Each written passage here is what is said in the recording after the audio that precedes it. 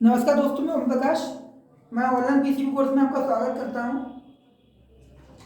Description में मैंने Telegram group का लिंक दे रखा है, उसे आप ज्वाइन कर लीजिए। जिससे आपको कोई भी पीसीबी बोर्ड चाहिए तो मैं आपके लिए उपस्थित करा दूंगा। मुझे आप पर्सनल मैसेज भी कर सकते हो। ठीक, तो मैं चालू करता हूँ, वीडियो बताता हूँ। जैसा कि आप लोगों ने देख रखा होगा, एक ईईवी कॉइल होती है, इलेक्ट्रिक मैग्नेटिक टाइप की।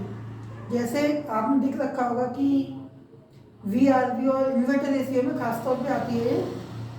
तो एक कॉइल टाइप की होती है जो आउटडोर के पैप में लगी होती है, जिसमें से डिस्चार्ज का पैप निकलता लगता है और एक तरफ से निकल जाता है।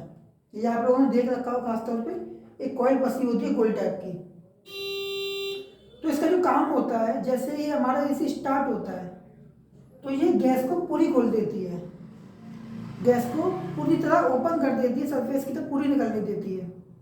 और जैसे ही हमारी एनर्जी सेवर स्टार्ट होती है, जैसे हमें लाइट की खपत करनी, बचत करनी होती है, तो ये क्या करती है, कॉइल धीरे धीरे करके गैस का जो लोड होता है कंप्रेसर पे, जो गैस कंप्रेसर के अंदर में निकलती है, उस गैस का जो लोड होता है ना, उस लोड को कम करती आती है। कम कैसे करती है? ये कॉइल, इसके कॉइल के अंदर होते हैं 4 वायर माइनस के, एक वायर होता है प्लस का। ठीक, इस कॉइल के अंदर भी एक रनिंग, मतलब एक छोटी कॉइल, बड़ी कॉइल, उससे बड़ी कॉइल, इस टाइप की कॉइलें बनी रहती है। जैसे हाई मीडियम लो स्पीड होती है ना, सेम इसके अंदर भी ऐसी ही कॉइल बनी रहती है। तो इसको 12 वोल्टेज मिल जाते हैं एसएमपीएस सप्लाई से। एसएमपीएस से 12 वोल्टेज मिल जाते हैं। तो उसके बाद जो इसकी चार चालें होती हैं, चार चालें होती हैं ग्राउंड की, ये चारों माइनस होती हैं। जब जो माइनस चाल होती है, 3 चारों, तो इनको सप्लाई कैसे मिलती है? माना 12 वोल्ट की एक बाइपोलर 2 या 3 ऐसी लगी होती है। बाइपोलर 2 या 3 को कमांड करता है एमसीयू। जब एमसीयू इन कॉइलों को बारी बारी से सप्लाई देता है, एक एक करके, कभी कभी 4 ऑन कर देता है, वैसे बारी बारी सप्लाई देता है। तो एक एक करके बारी बारी से ये खुल जाती है कॉइल, उसके अकॉर्डिंग गैस इनमें से रन करती है। जैसे ही गैस इनमें से रन करती है, तो जो गैस का लोड है, जो कंप्रेसर पर लोड पड़ रहा है, वो कम ज़्यादा होता रहता है। क्यों होता है? क्योंकि गैस इसके अंदर से फ्लो करती है। ये जो लाइट होती है, इलेक्ट्रिसिटी, उसको सेव करने के लिए इसके जो कॉइल होती हैं उनका काम होता है। क्योंकि एक लाइन खोली तो गैस फास्ट जाएगी, 2 खोली और फास्ट जाएगी, 3 खोली और फास्ट जाएगी, 4 खोली और फास्ट जाएगी, 3 बंद कर दी, 1 खुली रहने दी, तो गैस स्लो जाएगी। तो इसका काम जो होता है ना, ये लाइट को खपत में से बचाती है। मतलब लाइट की जो खपत होती है हमारी की, उसकी कमी करती है जी। आप लोगों ने देख रखा होगा, इसका एरर भी आता है।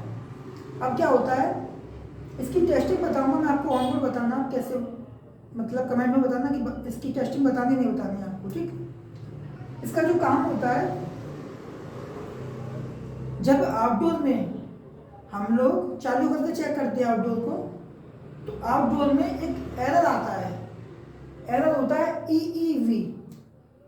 ईईवी जो एरर होता है, वो इसी कॉइल का एरर होता है।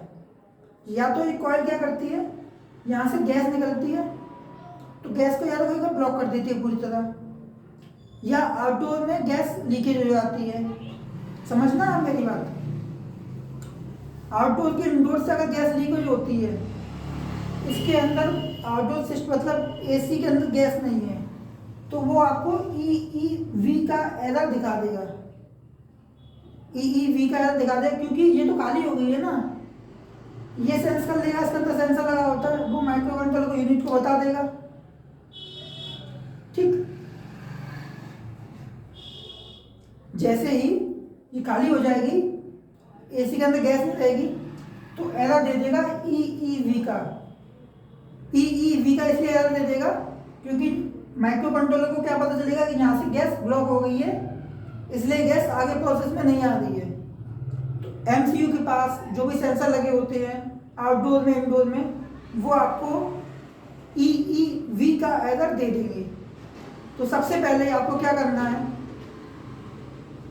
इंडोर की और आउटडोर की पीसीबी अगर आपके पास दुकान पे आती है, अगर वो प्रॉपर चल जाती है तो आप समझ जाना कि ये आपकी एसी की खराब, वो पीसीबी खराब नहीं है, ये आपकी ईईवी लगी जो कॉइल है वो खराब है।